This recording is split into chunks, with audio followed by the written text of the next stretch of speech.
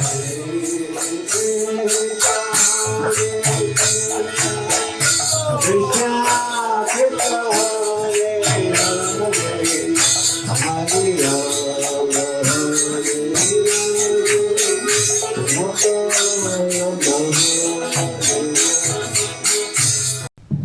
Class में थोड़ा जल्दी समाप्त करना पड़ेगा क्योंकि सारा प्रोग्राम चौपट हो गया।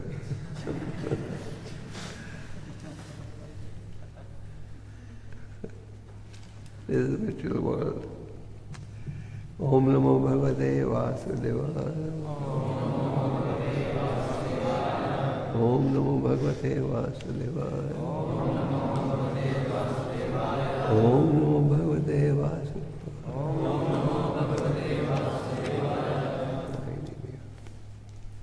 श्रीमद् भागवतम 10वां स्कंद 12वां अध्याय श्लोक 4 और 5। हाँ, ये पढ़ रहे हो 5 बोर्ड में 4 और 5 पढ़ रहे हो ना भैया। मुष्णन्तो न्यून्या शिक्यादिं ज्ञातं महाराज चा शिक्षिपु तत्सत्या चा दूरद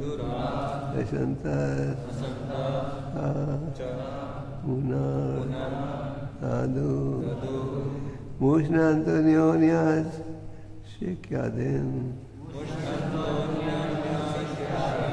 ज्ञातनार्चा शिक्षिपु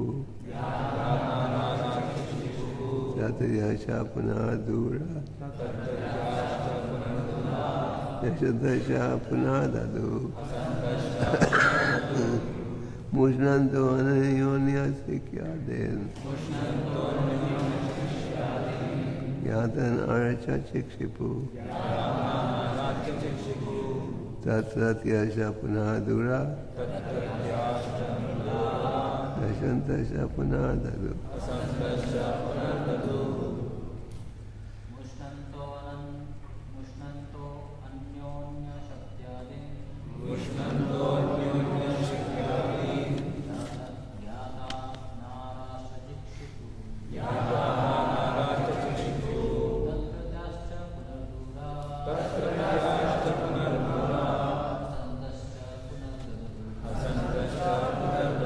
माता जी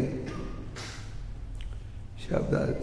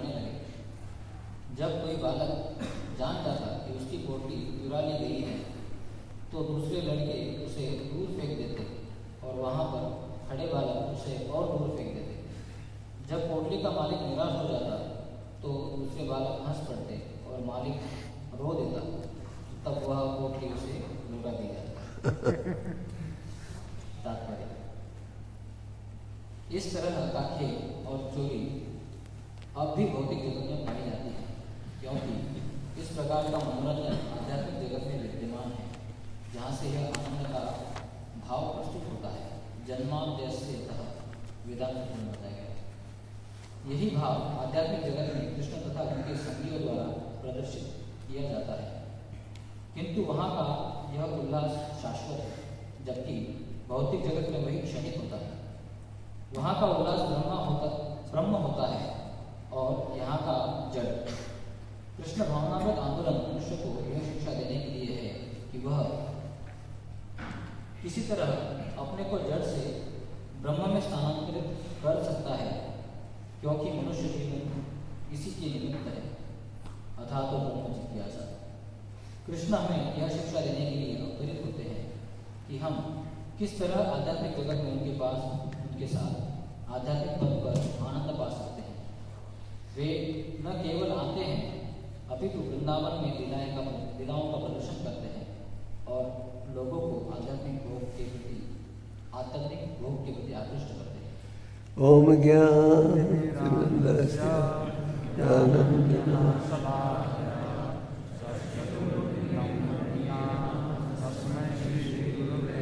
श्री चैतन्य मनोविष्णु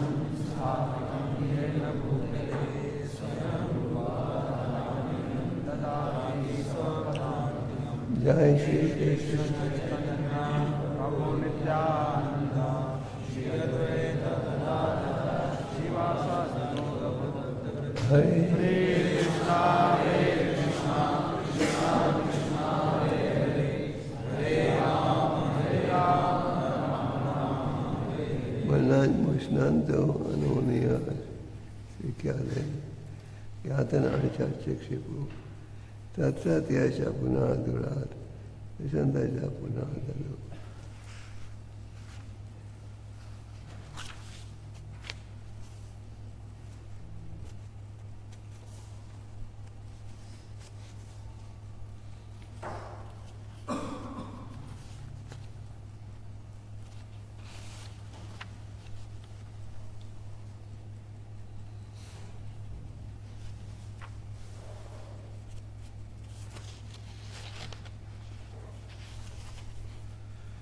तो इस 10वें स्कंद में भगवान की अद्भुत लीलाओं के विषय में तो पढ़ते हो।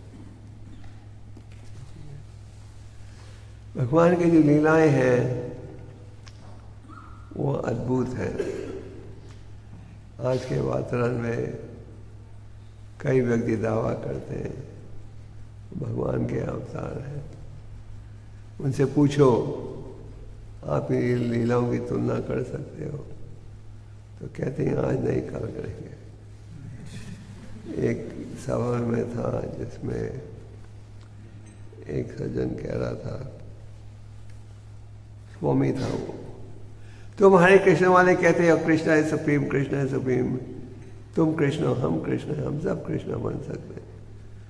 तो मैंने कहा भगवान ने अनेक अद्भुत लीलाएं प्रकट की थी, आप किसी एक लीला की नकल कर सकते हो। उदाहरण के लिए गोवर्धन पर्वत, मैंने कहा आपको छूट देते हैं, आप 2 हाथों से उठा दो, भगवान ने भगवान की छोटी उंगली के नाखून के बल पर किया।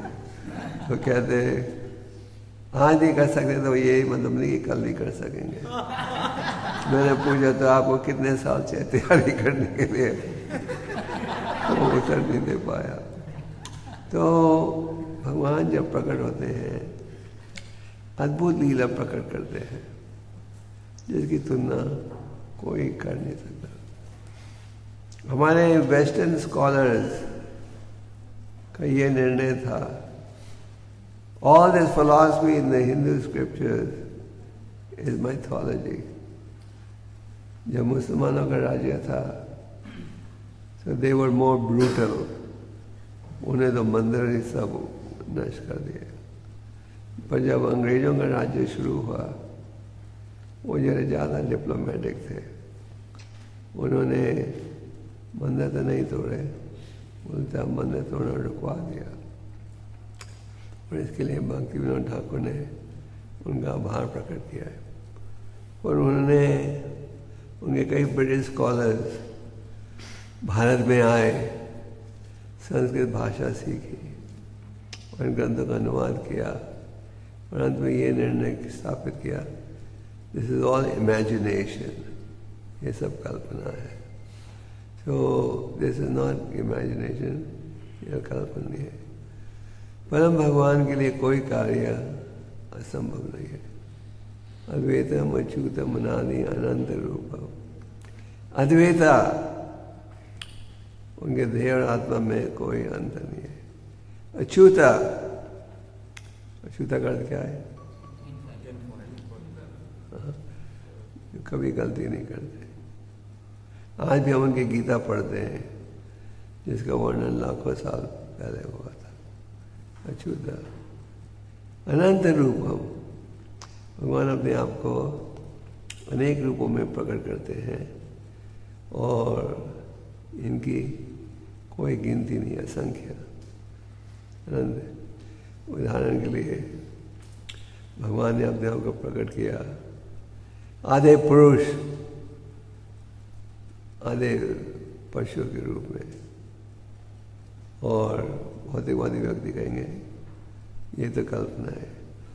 एक समय हमारा कोर्ट केस हो रहा था अमेरिका में, तो सामने की पार्टी वो ये प्रयास कर रही थी बताने के लिए इनका ये धर्म नकली धर्म है। तो नरसिंहदेव भगवान की फोटो ले आए कोर्ट में, कहने लगे my lord this is their god, half man half flied, is this possible? And the American jury said no no no, this is imagination. तो उनको कहा ये इनका भगवान है, आधा पुरुष आधा पशु, तुम विश्वास कर सकते हो? और अमेरिकन मोड़ को लगा नहीं नहीं ये कल्पना है, पर ये कल्पना नहीं है। जैसे कि पिछले श्लोक में प्रापा जी तात्पर्य में कहते हैं अतः श्री कृष्ण नमादि नाम अवैध ग्रह इंद्रिया है सेवोम के ही जीवा दो स्वयं। भौतिक इंद्रियों के द्वारा आप परम भगवान को नहीं समझ सकते। अगर आप भगवान को समझना चाहते हो तो सेवा के माध्यम से। हमारे भारत में भी कई संस्कृत के महाविद्यालय हैं जहाँ विद्यार्थियों ने ग्रंथों को कंठस्थ किया हुआ है, क्योंकि सेवा माध्यम में नहीं जुड़ रहे, भगवान की असीम शक्तियों में विश्वास नहीं करते। तो व्यासदेव जी ने 10वें स्कंद में गहराई के साथ भगवान की बाल लीला का वर्णन किया है। पहले 9 स्कंदों में संक्षेप रूप में भगवान के अवतारों का वर्णन है, और 10वें स्कंद में भगवान की लीलाओं का वर्णन है, और 10वें स्कंद में लीलाओं के वर्णन के पश्चात आगे जाकर रासलीला का वर्णन है। क्यों? जब तक व्यक्ति रासलीला तक पहुंचेगा उसके मन में कोई शंका नहीं रहेगी कि परम भगवान कौन है, कृष्ण भगवान कौन है। तो अद्वैतम अच्युतम अनादि अनंत रूपम अद्यम पुराना पुरुषम नवयौवनम च, हैं वो सबसे पुराने पुरुष हैं। बाइबल में भी कहा गया है man is made in God's image. Bible में कहा गया है man is made in God's image. वो व्यक्ति का रूप भगवान के रूप के पीछे है। अंतर ये है भगवान का रूप दिव्यम है, हमारा दिव्यम नहीं है। इसलिए भगवद गीता में कहा गया है जन्म कर्म चा में दिव्य विवाह में थी तात्वता त्यक्त्या देह पुनः जन्म नहीं थी में थी। सब जो व्यक्ति ये समझ आए मेरा प्रकट होना अप्रकट होना दोनों दिव्यम है, वो भगवान के धाम लौटने का योग्य बन जाता है।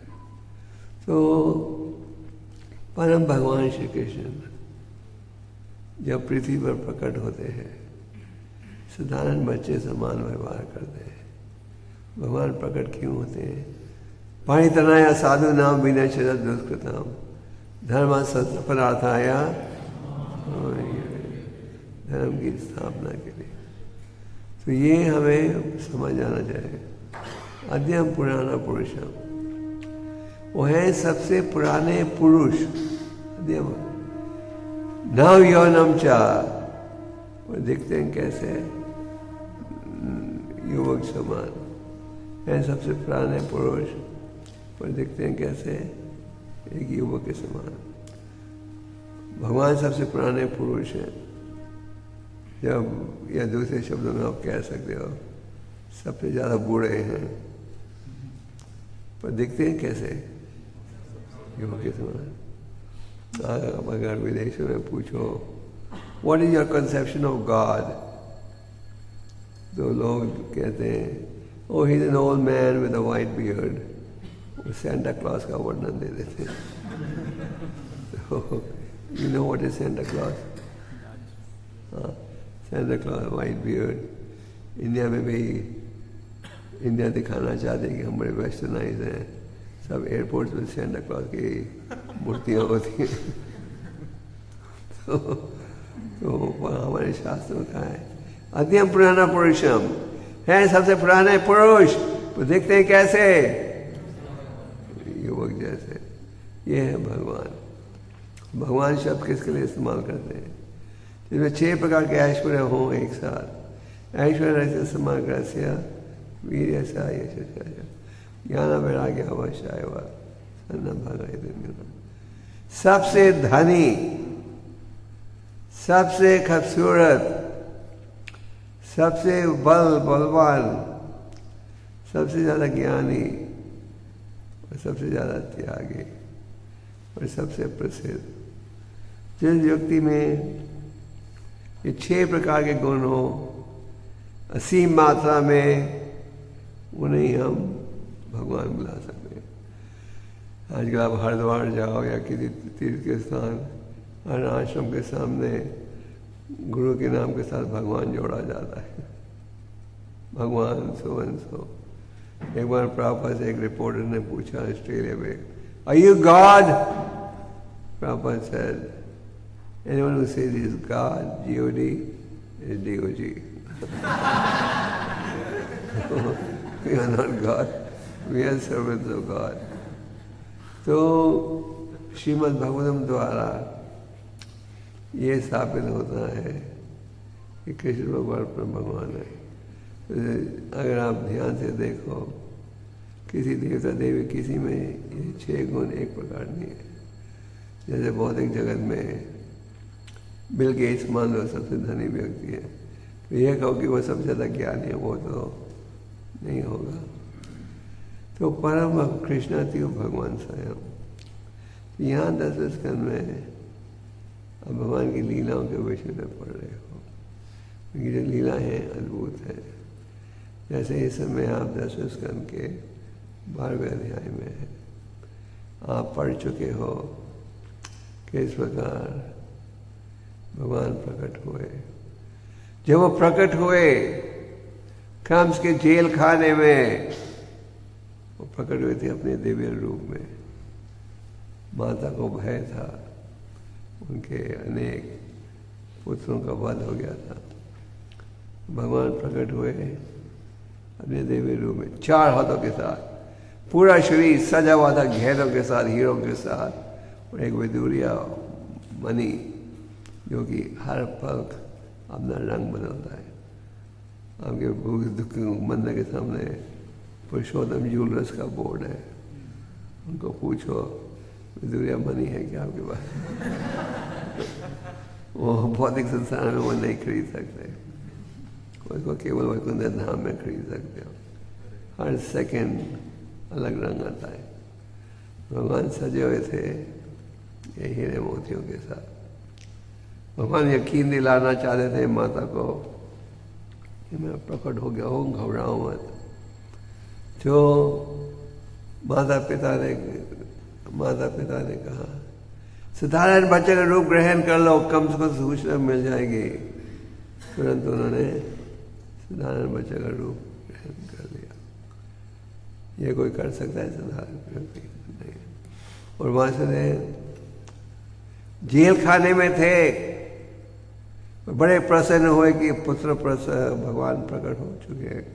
आखिर वासुदेव देवकी ने 12,000 देवताओं के वर्षों के लिए इतनी गहरी तपस्या उठाई। उनका निरंतर चिंतन एक विषय का था, हमें परम भगवान प्राप्त हो पुत्र के रूप में। तो 12,000 देवताओं के वर्षों के लिए कुछ खाया नहीं पिया नहीं, केवल पत्ते जो पेड़ से गिरते थे और ताजी हवा। अगर आपको ये खुराक दी जाए आप तो भाग जाओगे। पेड़ के पत्ते दिए जाए तो केवल ये थी खुराक। तो 12,000 देवताओं के वर्षों के लिए ये चिंतन किया कि भगवान पुत्र के रूप में प्राप्त हो। तो वहां से बड़े प्रसन्न हुए जब उन्होंने भगवान का दिव्य दर्शन लिया। तो उन्होंने मन ही मन में 10,000 गायें दान में दे दी ब्राह्मणों को। मन ही मन में। अगर आप कभी ऐसी स्थिति में हो जहाँ कि आप वास्तविक रूप से सेवा नहीं कर सकते, मन ही मन में कर सकते हो। तो ये नहीं कि जब योग्यता है आपको हम मन ही मन में करेंगे। कल हमने मन ही मन में 10,000 गीता पाठ दी।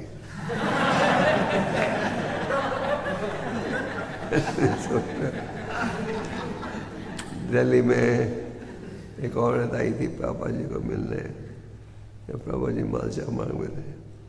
तो पापा जी तो हरे को कहते थे चैंट हरे कृष्ण। इस औरत ने कहा स्वामी जी मैं मन ही मन में 24 घंटे जाप कर रही हूँ, जैसे बहुत से हिंदू लोग कहते हैं। तो पापा ने कहा कि जब भूख लगती है मन ही मन में खाते हो या एक्चुअल खाते हो? तो पापा ने कहा मन ही मन में क्यों नहीं खा लेते? तो वो समझ गई। तो मन में आप सेवा कर सकते हो तो ऐसी स्थिति में हो कि शरीर से नहीं कर सकते। एक गरीब ब्राह्मण था जिसने ये सुना कि मन ही मन में भी आप सेवा कर सकते हो। गरीब ब्राह्मण था, सचमुच गरीब था। तो इसने मन ही मन में एक बहुत बड़ा मंदिर बना दिया और मन ही मन में राधा कृष्ण की स्थापना भी कर दी। और मन ही मन में रोज नियमित रूप से 8 आरती करता था और गंगा जमुना इन सब नदियों में जाता था जल लाने के लिए, भगवान का स्नान करने के लिए। भगवान को सबसे उत्तम प्रकार के भोग लगाता था और इस प्रकार कई साल भगवान की सेवा करते गया।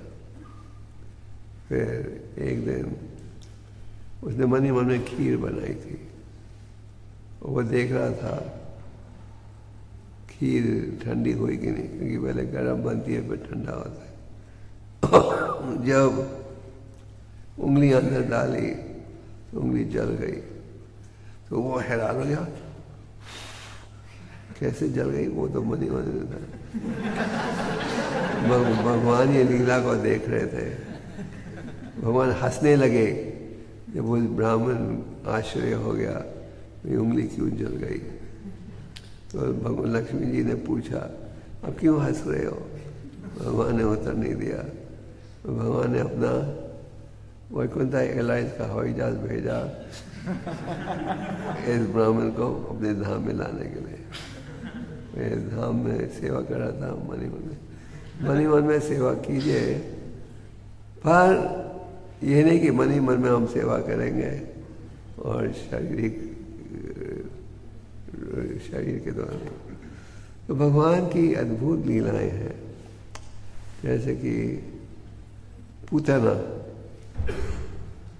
राक्षसी कम से भेजा था, भगवान ने बड़ी सरलता के साथ उसका वध कर दिया, है कि नहीं। फिर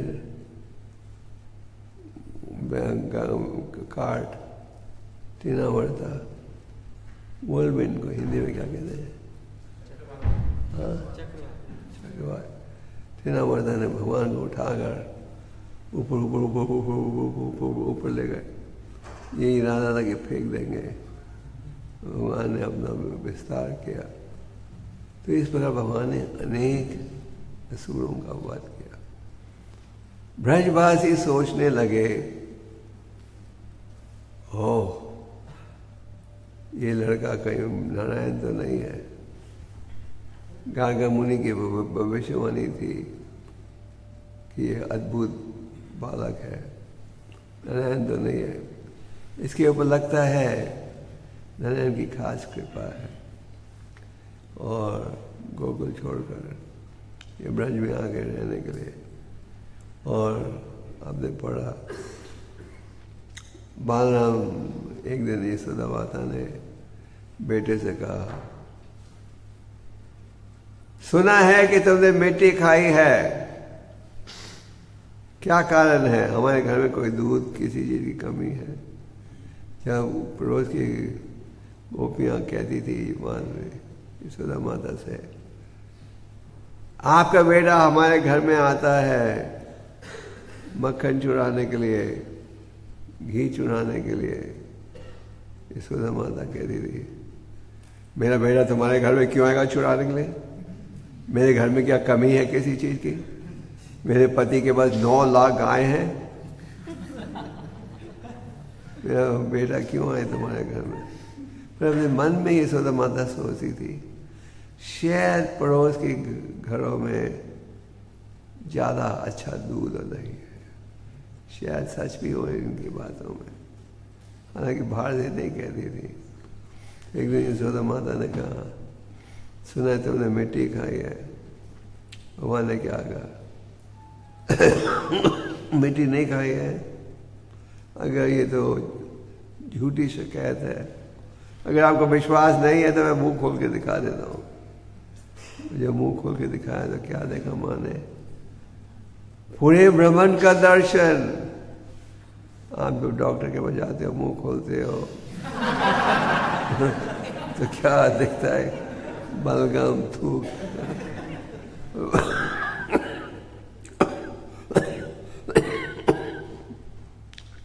भगवान जब मुंह खोलते हैं पूरे विश्व का दर्शन, इस प्रकार सारे देवताओं का दर्शन। अंदाजा लगाओ, ये कल्पना नहीं है। कोई कहेगा कल्पना, ये वास्तविकता है, ये है भगवान। और यशोदा माता को जब शिकायत भी आ रही थी, वो बड़े ध्यान से दही का मंथन कर रही थी, भगवान की लीलाओं का वर्णन कर रही थी।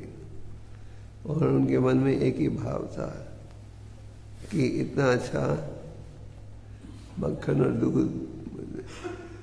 नरमन की 9 लाख गायें थी, उनमें कई गायें थी जिनसे सुगंधित दूध निकलता था।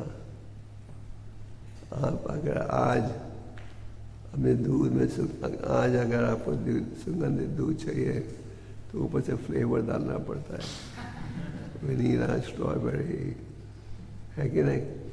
तो उन दिनों में गायों को सुगंधित घास खिलाया जा रहा था, उसके बदले में सुगंधित दूध भी निकलता था। तो यशोदा माता ने किस प्रकार बांधा, प्रयास किया, बेटे को पकड़ा और बांधने का प्रयास किया। सब रस्सियों को जोड़ा, जब ये रस्सियाँ डोंगी छोटी निकली। और फिर जब भगवान ने देखा कि मेरी माँ इतना प्रयास कर रही है और पड़ोस की गोपियाँ हंस रही है, तो भगवान ने बांध दिया। और 2 उंगलियाँ छोटी का एक बड़ा गहरा संदेश है। हम प्रयास करेंगे तो भगवान की कृपा से उन्हें समझ सकेंगे। और प्रयास का अर्थ है रुचि लेना शास्त्र में। शास्त्रों को पढ़ेंगे तो भगवान की कृपा से उनके दिव्य रूप को हम समझ पाएंगे, नहीं तो हम भगवान को समझ नहीं पाएंगे। भगवान के खोखल के साथ बांधा हुआ था। उन्हें 2 पेड़ों को खींचा क्योंकि नारद मुनि ने नंदगौर मणिग्रीव को क्या वचन दिया था? क्या वचन दिया था? देवताओं के 100 वर्षों के पश्चात तुम्हें क्या प्राप्त होगा? भगवान का दर्शन प्राप्त होगा। भगवान ने जब 2 पेड़ खींचे, पेड़ गिरे बिल्कुल पड़ोस में, भगवान वहीं थे। यशोदा माता भागे आई। ये पेड़ कैसे गिरे? मेरा बेटा बच गया, भगवान की कृपा।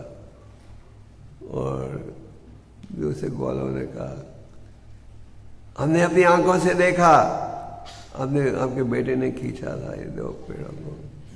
2 पेड़ों को आपके बेटे ने गिराया। यशोदा माता कहने लगी, नहीं, ये संभव कैसे हो सकता है? जरूर मेरे पति ने मदद किया होगा और ये छोटा आंधी आई होगी। कैसे छोटा बेटा इतने बड़े पेड़ों को गिरा सकता है?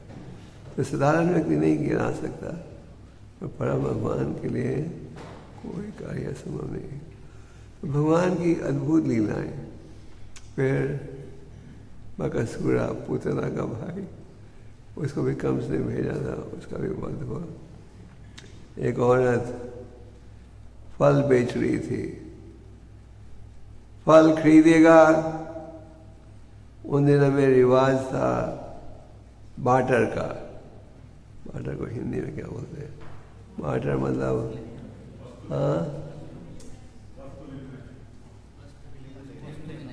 हाँ, आप कुछ वस्तु दो वस्तु के बदले में। और ये रिवाज कई देशों में भी था। मैं 1976 में रशिया गया था प्रभुपाद जी के ग्रंथों को लाइब्रेरी में डालने के लिए। तो सारे लाइब्रेरियंस को बड़ी अच्छी लगी प्रभुपाद जी की किताबें। तो वो कह रहे थे, हमारे पास पैसा नहीं है, हम तुमको हमारी रशियन साइंटिफिक बुक देंगे, तुम उनको इंडिया में बेच के पैसे ले लेना और हमको आप अपनी किताबें दो। मैंने प्रभुपाद को लिखा और पूछा क्या करें? वो आपकी किताबों लेने को तैयार है, पर उनके पास पैसा नहीं है, तो हमें रशियन किताबें देने को तैयार है साइंस के ऊपर। तो प्रभुपाद ने कहा उनको मुफ्त में दे दो।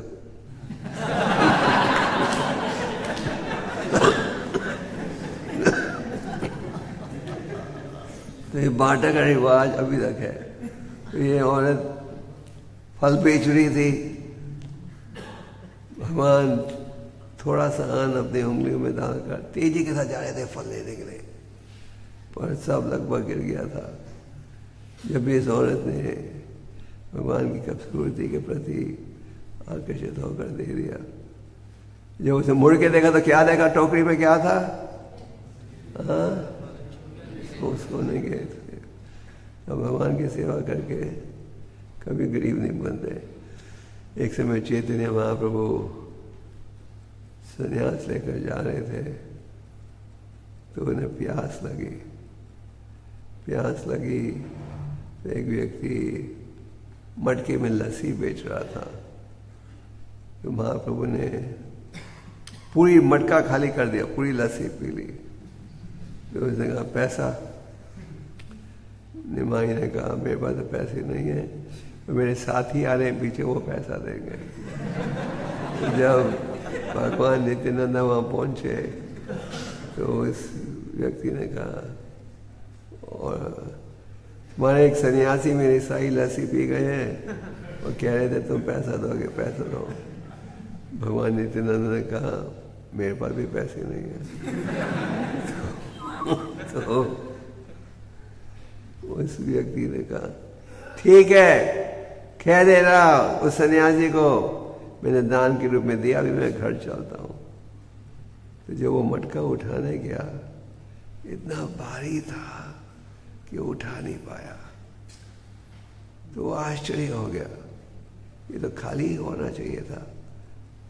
जब उसने खोल के अंदर देखा तो पूरा मटका हीरे मोतियों से भर गया था।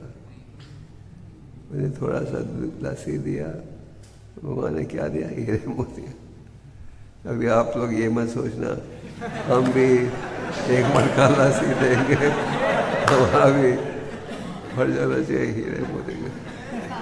इस प्रकार भगवान की अद्भुत लीलाएं हैं। तो इस 12वें अध्याय में आप अगासुरा की लीला पढ़ते हो, पर अगासुरा का वध होने से पहले आप पढ़ रहे हो कि किस प्रकार एक दिन भगवान सुबह जागे, भूगल बजाया, सब ग्वालों को लेकर, बछड़ों को लेकर पिकनिक में गए। अब लोग पिकनिक में जाते हो, तो पिकनिक में गए भगवान, और पिकनिक में लंच बैग, एक दूसरे का लंच बैग चुरा लेते थे, और चुरा लिया, फेंका, फिर दूर फेंका, और जिसका लंच बैग था वो दुखी होता था। तो प्रभुपाद जी तात्पर्य में कह रहे हैं कि भौतिक आध्यात्मिक जगत में भी आनंद है, पर वो है असली आनंद, और ये भौतिक जगत में जो आनंद है ये है नकली आनंद। तो भौतिक जगत में हम वास्तविकता की नकल करते हैं। तो अगर हमें असली आनंद चाहिए तो क्या करना चाहिए? हमें आध्यात्मिक मार्ग को स्वीकार करना चाहिए। जैसे कि हरि नाम, चैतन्य महाप्रभु ने स्वयं केवल 8 श्लोक हमें दिए, जिन्हें हम किस नाम से जानते हैं, और पर 8 श्लोकों में उन्होंने पूरे वैदिक साहित्य का अर्थ प्रस्तुत कर दिया है। बिल्कुल पहले श्लोक में क्या कहते हैं? आनंद बुद्धि वर्धनम। हरि नाम के उच्चारण का एक लाभ है कि इनके उच्चारण से आपको आनंद मिलेगा। ये जो आनंद है ये केवल बढ़ते जाएगा, घटेगा नहीं। भौतिक संसार में अगर आपको आनंद चाहिए, थोड़ी देर के बाद आप तंग आ जाते हैं ना। भूख लगी है, चपाती खाते हो, पहली चपाती में आनंद आता है, दूसरे में कम, तीसरे में और कम, फिर चौथी में आप कहते हैं और नहीं। पर आध्यात्मिक जीवन में जितना जाप करोगे उतना ही ज़्यादा आनंद आएगा। तो भगवान ऋषिदेव 5वें स्कंद में 100 पुत्रों को उपदेश देते हैं। ऋषिदेव भी भगवान के अवतार हैं। उन्होंने पुत्रों को कहा, तपो देवी पुत्र का ये न सत्व। हे मेरे प्रिय पुत्र, तुम सब तपस्या का पालन करो। किस लिए? दिव्यम। दिव्यम का क्या अर्थ है? भगवान की खुशी के लिए। आप पूछोगे इसके बदले में हमें क्या मिलेगा? जीव की क्या तपस्या है? जीव की एक तपस्या है भगवान के नामों का उच्चारण करना। जीव की एक और तपस्या है सत्य का उच्चारण करना। जीव की और तपस्या है कृष्ण कथा की चर्चा करना। जीव की एक और तपस्या है मिठास के साथ चर्चा करना। मिठास के साथ ये बड़ी कठिन है, क्योंकि हमें आदत है कठोर शब्दों में बात करने की।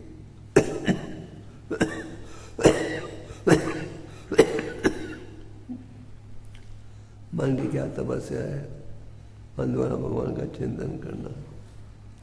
और शरीर की तपस्या क्या है? शरीर के अंगों को भगवान के सेवा में लगाना। तो भगवान ऋषिदेव कहते हैं, तपो देवी पुत्र का ये रसत्व। हे मेरे प्रिय पुत्र, तुम सब तपस्या का पालन करो। आप पूछोगे, आप कहते हो इतने नियम हैं, और कई बार हमें दोष लेते हैं, तुम्हारे स्कूल में तो बहुत बंधन है। कहते हैं लोग, बहुत से नियम है। देखो हमारे गुरु कितने विद्वान हैं, कितने दयालु हैं। पूरी छूट दी मुझे। तुम्हारे में तो ये नहीं करो, ये नहीं करो, ये नहीं करो।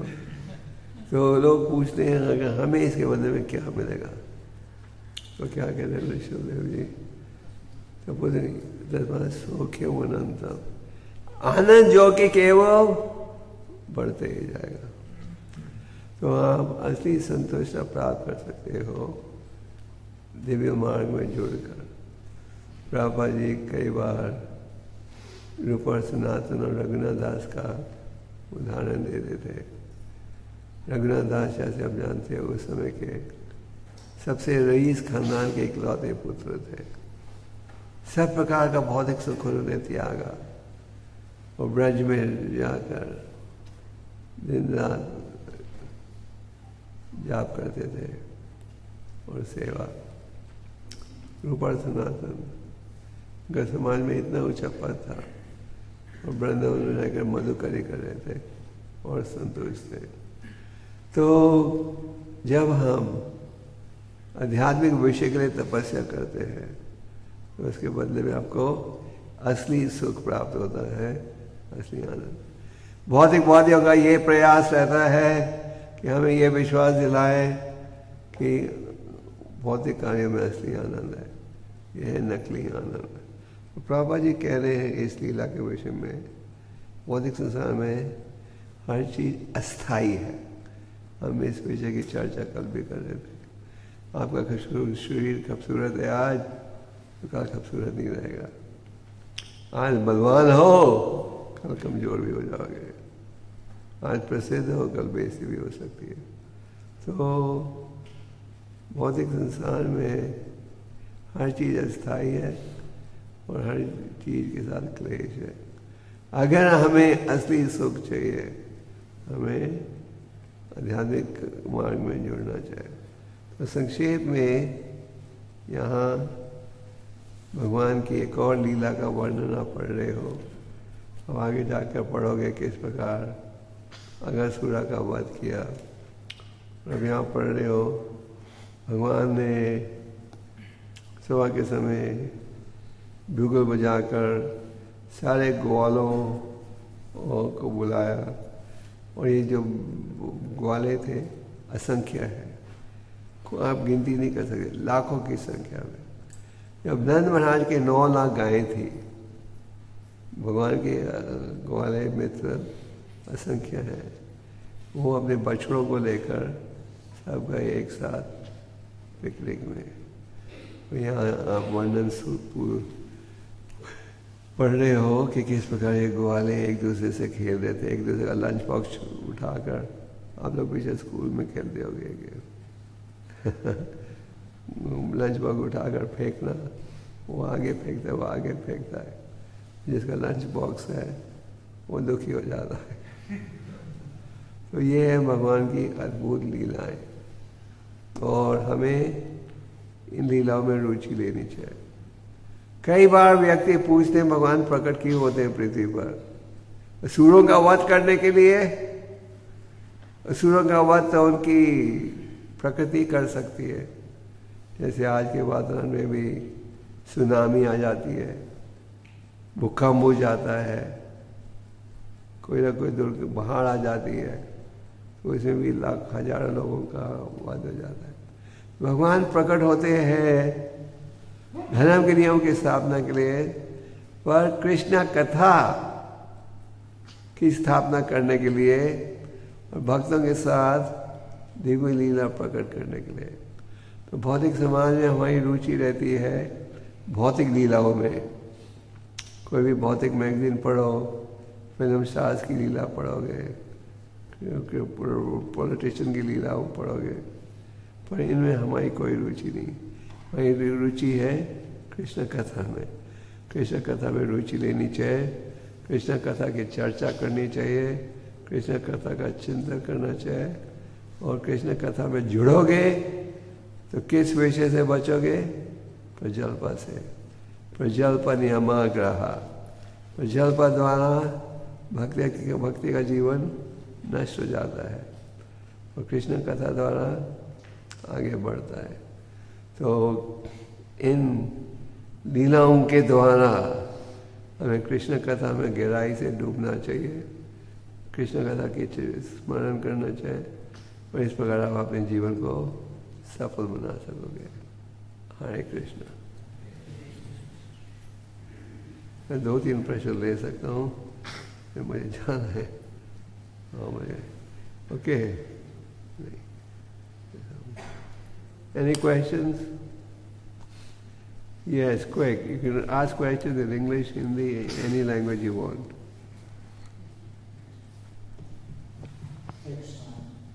Thank you for your class. ऐसा एक मुश्किल में पड़ जाते हैं कि साधना और सेवा उसमें कितना टाइम इसको देना चाहिए तो समझ नहीं पाते।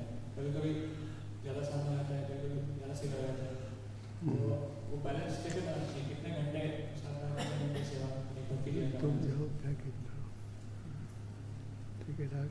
Print out. Sadhana or seva. Sadhana is more important because if you have good sadhana, you'll build a strong foundation. If you have a strong foundation, then the building will stand. If the foundation of the building is weak, then the building can collapse at any time, isn't it? So we need a strong foundation. But that doesn't mean we do so much sadhana that there's no time for seva. कई बार कोई भाग सारा दिन जाप करने में लगा देते, कभी सेवा दो, oh, I have to do my japa. So we have to be practical. When we chant Hare Krishna, we pray to the Lord, please engage me in service, my Lord, please engage me in service.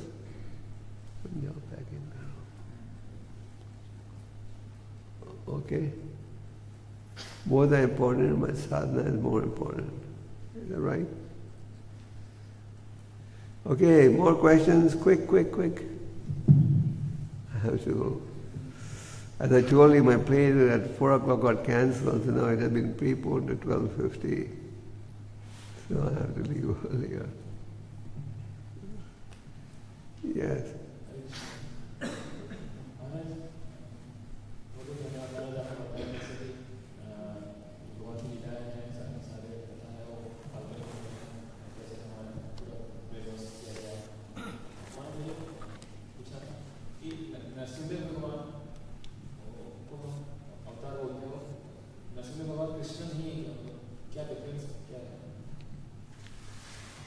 भगवान अपने आप को अनेक रूपों में प्रकट करते हैं, जिनमें एक है नरसिंहदेव भगवान।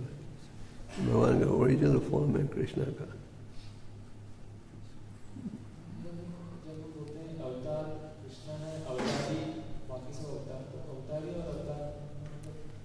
कृष्ण इज नॉट अवतार, हमारे हिंदू लोग कहते हैं अवतार। Krishna is the original form of God. पर वो अपने आप को प्रकट करते हैं अनेक रूपों में। The original form is Krishna. All right. Okay, quickly, any more? Hare Krishna Maharaj. Yes. महाराज, जो प्रभुपाद जी की पुस्तकें हैं और उन्होंने बहुत सारे प्रवचन और पत्र भी लिखे हैं, तो हमको कई बार ऐसा लगता है कि परिवेश के हिसाब से उन्होंने अलग अलग भक्तों को अलग अलग उपदेश दिए हैं या इंस्ट्रक्शंस दिए हैं। उसी फिलॉसफी का प्रैक्टिकल एप्लीकेशन अलग कई बार होता है, तो हमें कैसे समझ में आ सकता है? क्योंकि उसी हिसाब से अलग अलग भक्त भी कई बार उनको अलग सलाह देते हैं, तो कैसे समझ आएगा कि हमको कौन सा करना चाहिए? आप अपने काउंसलर और मंदिर के अधिकारियों का सहयोग ले सकते हो। ये बात सच है कि प्रभुपाद ने अलग अलग basic elements of Prabhupada's instructions are the same, but according to time and circumstances, अलग देश शिक्षा में ऐसे लगेगा कि अलग है, अलग नहीं है। But in order to avoid confusion, take the help of senior devotees. Yeah. Okay. Yes. I'm sorry, I just have 5 more minutes of question. How can we become more inquisitive to learn about this philosophy, more eager and The key factor is this chanting of the holy name. If we chant the holy names regularly, all auspicious qualities will develop, and one of which is eagerness to hear. And if we don't chant, then this quality does not appear. I often tell devotees, attentive chanting is the solution to all problems, and inattentive chanting is the cause of all problems. One medicine to cure you, one medicine to make you. Milk can cure you, no. Milk gives you a bad stomach. Milk in the form of yogurt cures the bad stomach. So, it's a very good question. How do we increase our eagerness to hear? By chanting. Okay? Any more questions?